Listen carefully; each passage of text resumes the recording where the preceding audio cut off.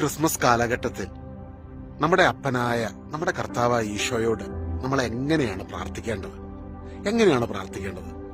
സത്യം പറഞ്ഞാല് ദൈവത്തിന് ഏറ്റവും ഇഷ്ടമുള്ള പ്രാർത്ഥന എന്താണെന്നറിയോ? നിങ്ങളുടെ ഹൃദയത്തിൽ നിന്ന് നിങ്ങൾക്ക് അറിയാവുന്ന പോലെ നിങ്ങളുടെ ഒരു ഉറ്റ സ്നേഹിതനോട്, നിങ്ങളുടെ സ്വന്തം അപ്പനോടെന്ന പോലെ ഫ്രീ ആയിട്ട് തുറന്ന് നിങ്ങൾ മറ്റൊരാളോട് സംസാരിക്കുന്നത് പോലെ ദൈവത്തോട് തുറന്ന് സംസാരിക്കുക. പലപ്പോഴും നമ്മൾ എഴുതി വെച്ച പ്രാർത്ഥനകളും മറ്റ് ബുക്കുകളിലുള്ള പ്രാർത്ഥനകളൊക്കെ ദൈവത്തിന്റെ മുൻപാകെ ചെല്ലുമ്പോഴും ആ പ്രാർത്ഥനകളൊക്കെ നല്ലതാണ്. പക്ഷെ ദൈവത്തിന്റെ ഹൃദയം ഏറ്റവും അധികം സന്തോഷിക്കുന്നത് നിങ്ങൾ എന്താണോ, നിങ്ങൾ ആരാണോ, ആ ഒരു ഫ്രീഡത്തിൽ ദൈവത്തിന്റെ മുൻപിൽ നിങ്ങൾക്ക് ആ ഒരു ഫ്രീഡമുണ്ട്. ആ ഒരു തുറന്ന മനസ്സോടുകൂടി തമ്പുരാന്റെ അരികിലേക്ക് കടന്നു വരാൻ ഈ ക്രിസ്മസ് കാലഘട്ടത്തിൽ ദൈവസന്നിധിയിലേക്ക് ആ ഒരു ഫ്രീഡത്തിൽ നിങ്ങൾ കുക്ക് ചെയ്യുമ്പോഴും ക്ലീൻ ചെയ്യുമ്പോഴും നിങ്ങൾ ഫ്രീ ആയിട്ട് നിങ്ങൾ തന്നെ ഓരോ കാര്യങ്ങൾ ചെയ്യുമ്പോഴൊക്കെ you can communicate with God.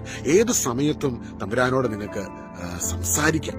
അതുകൊണ്ടാണ് എബ്രായർ 4-ാം അധ്യായത്തിൽ നമ്മൾ കാണുന്നത്, വേണ്ട സമയത്ത് പ്രത്യാശയും കൃപാവരവും ലഭിക്കുന്നതിനായി അവിടുത്തെ കൃപാവരത്തിന്റെ സിംഹാസനത്തിലേക്ക് നമുക്ക് ഏത് സമയത്തും കടന്നു വരാൻ കഴിയുമെന്ന് ദൈവത്തിന്റെ വചനം നമ്മളെ വിളിക്കുകയാണ്. നിങ്ങളെ എന്നെ വിളിക്കുകയാണ്. ഏത് സമയത്തും തമ്പുരാന്റെ ഈ സന്നിധിയിലേക്ക് അവിടുത്തെ സാന്നിധ്യം അനുഭവിക്കുവാൻ. ഇന്നൊരു പ്രശ്നത്തിലൂടെ കടന്നു പോകുന്നെങ്കിൽ നിങ്ങൾ ആയിരിക്കുന്ന അവസ്ഥയിൽ നിന്നുകൊണ്ട് നിങ്ങളുടെ മനസ്സിലെ വിഷമങ്ങൾ തമ്പുരാനോട് തുറന്നു പറഞ്ഞു. അപ്പോൾ തന്നെ ഈശോ അത് കേൾക്കുന്നു, മനസ്സിലാക്കുന്നു.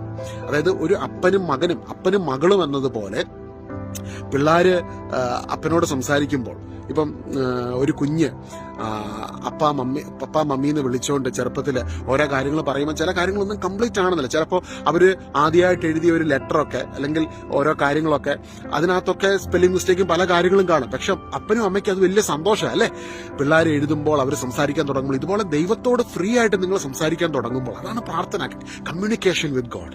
ആ ഒരു കമ്മ്യൂണിക്കേഷനിലൂടെ ദൈവത്തിന്റെ സ്നേഹം നിങ്ങളുടെ ഹൃദയങ്ങളിലേക്ക് ചൊരിയപ്പെടുന്നു. റോമാക്കാർക്കെതിരെ 5-ാം അധ്യായത്തിൽ നമ്മൾ കാണുന്ന പരിശുദ്ധാത്മാവിലൂടെ ഇന്ന് ദൈവത്തിന്റെ സ്നേഹം നമ്മുടെ ഹൃദയങ്ങളിലേക്ക് ചൊരിയപ്പെടുന്നു.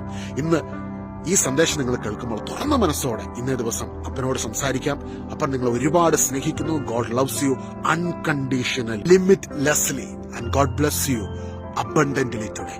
Ave Maria.